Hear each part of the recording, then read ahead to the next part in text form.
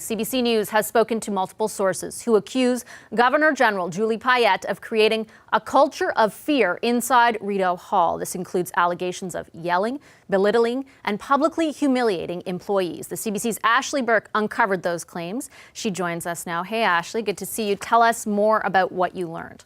Vashi, multiple sources describe behavior that you would not expect from a governor general, to the point where people have been brought to tears. You know, I spoke to about a dozen sources. Some are government workers, some are former employees.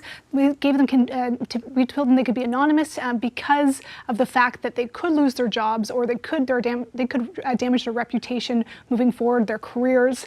And they painted really a picture that they described as quite troubling. As you mentioned, humiliating staff, belittling them, putting down employees. And it's not just one sort of, troubling thing that happened on one day. This is a constant behavior that happened over a period of time, and it just picked away at people's self-worth. Sources said that they had so much anxiety that they couldn't walk into the building in the morning, and that they had to leave the office just to help their mental health, their physical health. One source described going into meetings being like an interrogation. So your work was picked apart in front of your colleagues at great length. They felt incompetent, and it just was publicly humiliating to be put down like that. That's one of the examples we received from many sources. What you're about to hear is clips from two people. One is a longtime government worker, and another is a former employee who left. We've changed their voices in order to protect their identities. It's not just that you can occasionally be wrong and be called out for that. It's a regular barrage that when the Secretary or the Governor General do not agree with you, there's this tag team approach to going after you, and not just one-on-one, but in front of other people, as if to lessen your role or the authority you have within the scope of your job or what you're supposed to be doing at Rideau Hall. It's almost hard to pinpoint because it wasn't always insult and vulgar, but there was always that level of criticism. There was, I'll go as far to say, a victim at every meeting. Now, sources claim that it's also travel that brought out the worst in Payette. Some likened her and used the exact term that she acted like a toddler, being dragged around, that didn't want to go places, complained of being underfed, overworked, and tired. And that on the trips home, when they fly back on the plane, they would do a huddle. So that's something they did during past mandates. Usually it was a time to celebrate the work they did. She'll have people huddle around her and then spend that time on the plane, really picking apart people's work, insulting them, and laying out the many ways that they have failed her. And people, sources described, would get off the plane and they would go to their cars, and on the way back, and they would just cry because it just was so difficult to hear after trying to, work so hard for her throughout the trip. And that's an example that we heard from many sources. A lot of the more specific ones could be linked directly back to the people we spoke to. I know that you reached out to both the Governor General and the Prime Minister's office for reaction to this, for comment on this. Just quickly, though, I want to ask, was there what's the turnover like there? What does that tell you? Yeah, and I guess I should note first as well, it's not just the Governor General that's responsible for this. Multiple sources says that it's also the Secretary, Assunta De Lorenzo. She is Payette's longtime friend, who was hired on this. Essentially, it's the deputy role in the office. And she's also accused of belittling employees, of humiliating them, saying things to them like that they are lazy or incompetent, and really just talking down to people. And people describe sort of a tag team approach that went on, of the two of them treating employees like this together. And there was really created a sense of fear where people were just afraid to be at work, that they were going to be in trouble for something. In one case, it's been described to me by several sources, that Madame Payette actually threw people's works and said, "This is shit." Like, it got to that point where people felt just publicly humiliated about what was going on. And this did lead to a lot of people leaving. We've experienced a wave right now where during the pandemic alone, there have been 4 people in the communications department that have left. This is a small department, including 2 other people. Another 2 other people have gone on leave, and a 5th person is leaving this week.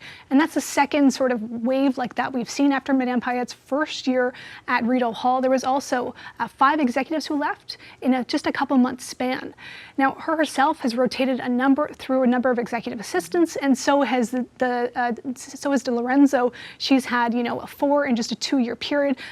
That's not what you normally see. These are people that normally work there for a lifetime throughout their entire career. These are not jobs that you just walk away from.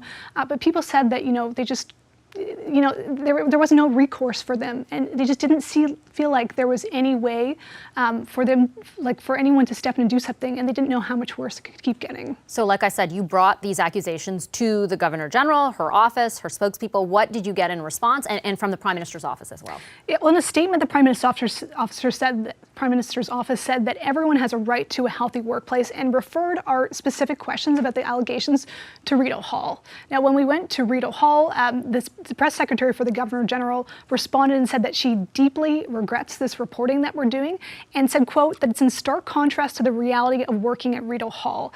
And she said it obscures the important work done by their staff that are representing Canadians. Now, the press secretary also really defended the process they have in place, the HR process, the ombudsman process that they have. And she added that they take these matters really seriously and that no formal harassment complaint has been issued. But sources I spoke to said the problem is that they haven't filed official complaints or harassment complaints because they just go to De Lorenzo, who's allegedly part of the problem, and Payette. They feel it's a closed-loop system. There is an ombudsman they can go to with Public Service Procurement Canada, but that person doesn't have the power to investigate or register complaints. They really just create a safe space in order for people to, share their feelings and work on their own careers. However, if there's a sort of a systemic problem issue, they can go to De Lorenzo, but again, as I mentioned, it's part of the problem. So people just said there's no recourse here, and it doesn't seem like something will be happening. Well, my guess is there'll be a lot of reaction to this, and I'm sure you'll bring it to us when there is. Thanks so much, Ashley. Welcome back to Power in Politics. I'm here with the Power panel. I want to turn back to that exclusive story we had earlier in the show from my colleague Ashley Burke.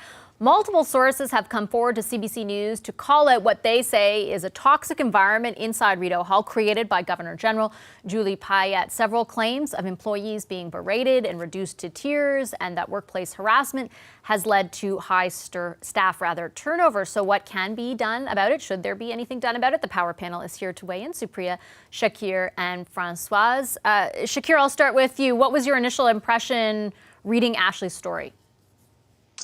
To be quite honest, it's breaking news, but I think we've kind of heard this narrative before of the Governor General. I remember during her first year, there were numerous articles talking about her not really appreciating or respecting the tradition and protocols in the office, not really sure what she was getting herself into as far as assuming the role of the Governor General. And I think she had an end-of-year speech or whatever on TV. And she said one of the things she wanted to improve on was communicating better. So I think we're seeing through this article that she hasn't really done a good job of being a better communicator.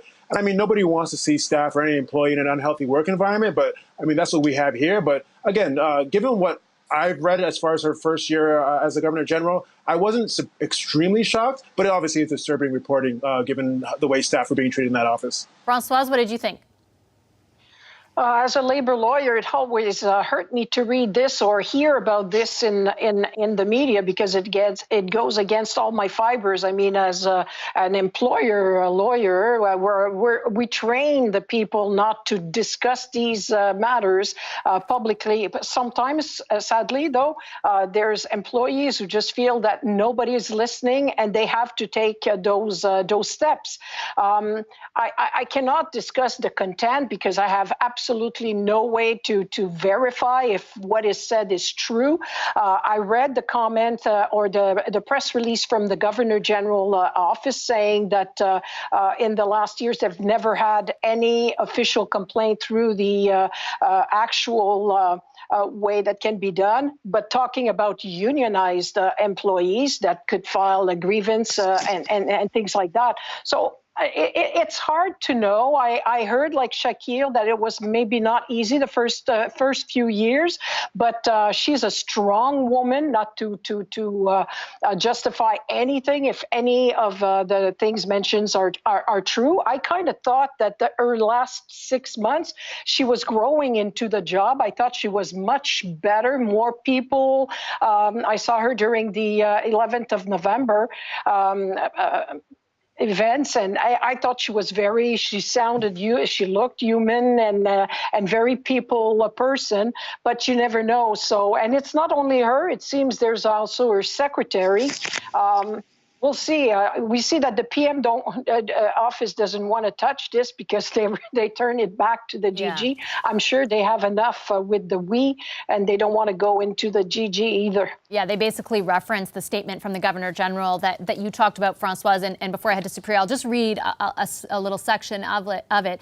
We deeply regret this reporting, the spokesperson says, which is in stark contrast to the reality of working at the OSGG and obscures the office and obscures the important work done by our dedicated staff in honoring, representing, and showcasing Canadians. We take these matters very seriously. We're proud of our stringent internal process for our employees to voice concerns through the staffing of a robust and accessible human resources department and independent ombudsman, in addition to maintaining excellent relationships with the unions that represent our employees, whom have additional processes for the protection and support of federal public servants. I note just quickly that Ashley did, of course, ask the people. She spoke to a dozen people who have worked there or work for the Governor General about that ombudsman in particular and why they haven't gone that route. And she conveyed to us in her reporting that they feel like I guess the ombudsman does not have the power to register complaints or launch investigations, so they felt it would go straight back to kind of the source, and so they were worried about the potential lack of effectiveness of all of that. Supriya, your impression of the reporting?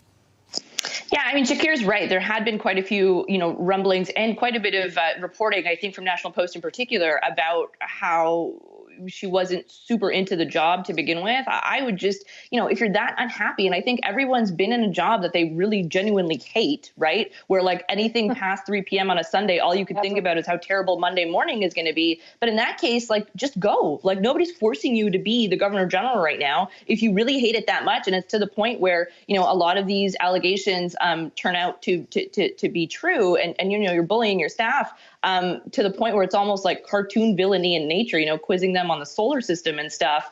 It is a little bit odd. I think if there's one silver lining out of this, maybe from this reporting, we can finally get some better accountability here, so that employees do have a direct line to report on their higher ups without it necessarily going back directly to the higher up that's causing the issue.